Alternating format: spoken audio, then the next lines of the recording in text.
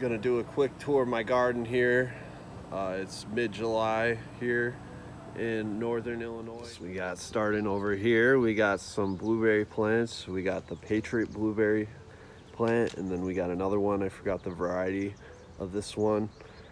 They're self-pollinating, but if you have multiple plants, multiple blueberry plants, apparently they'll pollinate better and you'll get more berries. I made this little bed here, put some potting soil in there, a little cover crop. So it's going pretty good. I've had I've had these plants for maybe a few months now, month and a half. Over here we got the Earthbox with the little trellis going.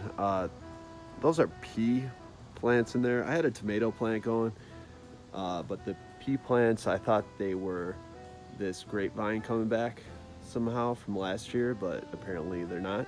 So I chopped the tomato plant, and now I just got 2 pea plants in this earth box over here. So I might put another tomato plant in there or something, I figure. Over here we got this big 40-gallon pod. I had a tomato going in it last year. This year I got a bunch of mint. As you can see, this is spearmint, and then we got some cover crop going. Mint's one of my favorite things to grow. It grows super fast, and you can make tea with it. You can do all sorts of things for cooking, and it doesn't take long to get some. You could harvest it, and it pretty much grows back in a day or two. So definitely worth checking out. You got a little bumblebee going there. Hey, buddy. All right, see what else we got. We got the pepper plants over here. This is a hatch green chili pepper plant. I started these all the way in January, early January inside. And what else we got? We got the guajillo plant here, guajillo pepper. You see they're starting to turn red. Usually people let these turn red and then dry them out to make the guajillo sauce. We got another guajillo plant here. You can see these are both earth boxes. We just got a rectangular one and then the square one. They're pretty similar. The rectangular one has a bigger reservoir, and it's probably better for growing weed, the way the roots go out on flower plants. If you had a pepper plant that you're, planning on keeping, more than 1 year, you can't overwinterize these plants. I'm in Illinois, so they'll all die with the winter, but if I had a plant I was gonna keep for a few years, I would probably put it in one of these earth boxes with a deeper root space. And yeah, we got another mint plant here. This is the peppermint. The other one was spearmint. Pretty similar, grows like crazy as well. We got here is a serrano pepper plant. Big fan of the serranos. Once you get them red and ripe, super hot. It's like the hot sauce from Buffalo Wild Wings, the hot flavor. Got another hatch green chili plant here coming in. I think I'm gonna let them turn red. Super hot and give you heartburn, but very good. We got 2 habanero plants here, so those are going in. We got it in a 3 and 5 gallon pot. And then we got some more serranos. That one's coming in pretty good. Little color change. It's beautiful.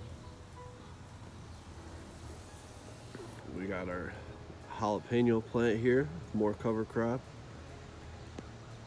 We got 2 more jalapeno plants here in the earth box. See, you got the funnel in there. So the way it works is the water goes down the tube here, and the reservoir is at the bottom. You can't overfill these because once the water level's up to capacity, it'll just drain out the bottom here, which you'll see. And basically all you got to do is just fill the reservoir with clean water and you'll be good. It gets all the soil wet from the bottom. It wicks up. There's soil packed on the 2 corners, so it allows the water to wick up and just pulled up by the plant, by the roots. What else we got? I got that tomato plant I'll show you here. This is a 2 Thai Dragon chili pepper plants. These are very hot. They're like serranos, almost hotter. Super tasty. You gotta be careful with these. They're insanely spicy. All right. And then here, this is a, it's not a, similar to a, a cherry tomato, but this is a grape tomato plant. I'm a big fan of the cherry varieties. These are, they grow like crazy. You get tons of tomatoes coming in. It's beautiful. Look at that color.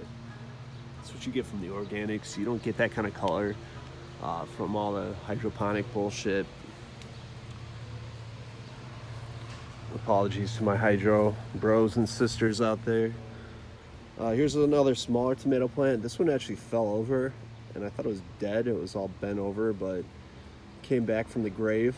It is going strong here. All right, and then we got the big tomato plant back up here. This is actually 2 tomato plants, and I literally just noticed that the tomato trellis thing it's leaning, so that's not good. Looks like the leaning tower of Pisa. So let's push that down here. Let's get that going in there. All right, there we go. All right, that's better. And then you can see, we got some tomatoes right here. They're all hiding under the foliage here, which is nice. Keep them nice and protected. Drop my phone. Oops. Check the soil here. Still have to water today. So I'm sticking my finger in there. I heard somewhere they said if it's any drier than a sneeze, time to water, which it is definitely a little bit drier than a sneeze, so time to water the tomato plants here.